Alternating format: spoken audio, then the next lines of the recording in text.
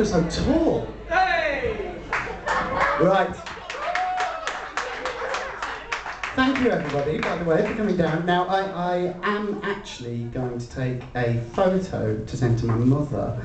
So, 1 second. I recognise that laugh. Right. This probably won't work. That's fine, come on. That's kind of, what slightly damaged that was my uncontrollably shaking hand. Well, never mind, she'll get a very shaky picture and she won't be surprised. Well, thank you all for coming down. Obviously, I have a book to try and sell to you all, so that's sort of the point of the evening, really, and to just celebrate in the wonderful environment of the Luminaire. And obviously we have two wonderful, wonderful, wonderful, wonderful bands here to join us in that, who hopefully won't mind the fact that this is basically a book about how bands screw up. And you know, who knows? Maybe there'll be some nuggets of information for them. I don't think so. I think they are truly wonderful. I'm going to give you a little bit of a reading, basically. A reading from the section on, that's my notes, difficult second albums, which again I hope isn't going to be a problem too much for our guests this evening, musically. But I've got this advice here, they can listen to it, it'll all be fine. So, if I may begin, the difficult second album. So you find yourselves bruised, but somehow alive, standing on the threshold of album 2. But how do you avoid that notorious act of vandalism, which is making a rubbish second album? As Elvis Costello put it, you have a lifetime to write the first album and about 3 months for the second. He perhaps should have added that in between you will have all fallen out with each other, gone mental, picked up intravenous drug habits, and developed a taste for wearing shades in bed. Now, you don't just need a dozen new songs, you need a record that eclipses the first one from every possible angle. One so exciting and fresh that it would have got you famous in its own right. So, if in your heads you just see the words, "more of the same until we break up," flashing over the road ahead of the tour bus as it disappears into the sunset, this will not be the triumph it could be. It will just be big, hollow, overblown, and sound like reverberations of your diminished talent echoing off into space. Or a grower, as they call it. There is, of course, a whole chapter devoted to this in the book. It's seemingly one of the hardest things for bands to get right. But for now, I just want to give you the final checklist. And this is what bands should consult just before they're about to present their record to the record company and are probably just arguing about whether the vocals are in tune. And these are the 10 telltale signs that your second album is shit. So, number 1. Some of the songs have names like X song, where X is the track number or the key of the music. Now, if you can't be asked to give it a proper name, why should I be asked to listen to it? Number 2, there are songs about being on tour. Fuck off! Do I make you read all of my emails at work, look at my to-do list, watch videos of me sitting at my desk? How on earth could that be interesting to anybody except for the roadies? Number 3. You've gone political. Now, a political conscience is an admirable thing, of course. Writing ill-informed songs about political figures just because you've run out of things to say about your private life isn't. You're not Woody Guthrie. We all know you just watch the news when the drums are being mic'd up and you've got nothing better to do. Number 4. Now, this is a bit popular at the minute and it worries me. This one is, you've been using the phrase, "I think the songs on this album are a lot darker," in interviews. What you mean is they're all meandering dirges, that you've forgotten how to write proper choruses, and they're all full of minor chords simply because you've just started learning the piano and they sound a hell of a lot cooler than major ones on it.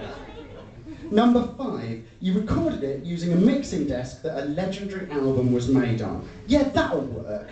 If I smoke the same cigarettes as David Bowie, it doesn't mean I'm going to write Starman. It's a mixing desk, it's not fucking Paul Daniels. Number 6, there's a song about your child. If you love the thing, spend quality time watching it grow up. Don't waffle on about its miraculous beauty when you're always hiding away in recording studios or on tour buses when the thing needs changing. Number 7, some of the songs mention recording practices. If your life is so empty that that you cling to the language of the studio like driftwood on the ocean of confused mediocrity, it's over. Using words like edit and erase and rewind is not clever metaphor. It's unforgivable laziness. Stop now and demand to be let out for 2 months to go and live your life again. Number 8. You're writing self-referential lyrics about the band. Yes, the Beatles got away with it because the Beatles have been the most successful band on earth for 5 years. You're not even the biggest band in Swindon. No one cares. It's not the 1990s, and hence everyone now knows that self-referential actually means artistically void. Number 9. There are songs about the hardships of minor celebrity. Oh, it must be so horrid having everything you want, mustn't it? Try commuting to work for a month and see if that's actually so much more fun than being in a really famous band. And number 10, the music has got heavier. When is putting on weight a good thing? Music is like everything else in life. Bloated is bad and ugly, which I know is mean, but when did you last begin a compliment to someone? Oh, those 2 stone really suit you. Look at it this way. If you pile 100 cushions on someone, it will have a negative impact on their ability to breathe. The same is true of a heap of raunchy guitar licks. Go to the mixing desk, mute everything, just the vocals, bass, drums, leave them on. Does it sound rubbish? Yes, of course it does. Overblown often equals genius, but only if you know why you're doing it. If it's just because you can, run out of the studio and keep running in whatever direction you're going in until you pass out. Right, now I admit, many briefly popular records have been made by disobeying every single one of these rules. But this, as probably a few people in this room know, is a testament to good marketing and not good music. And the problem with that is marketing costs loads of money. Money the album will have to earn back. If it doesn't, you probably won't get to make another one. So, the basic lesson is, concentrate on making it good in the first place, and you won't be destitute at the age of 33. Right. Applaud everyone.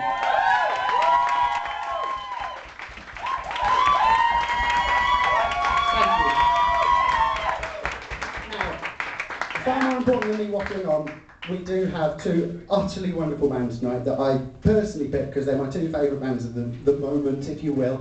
And so I would like you all to introduce the Electric Cinema with a great big round of applause. If they're about.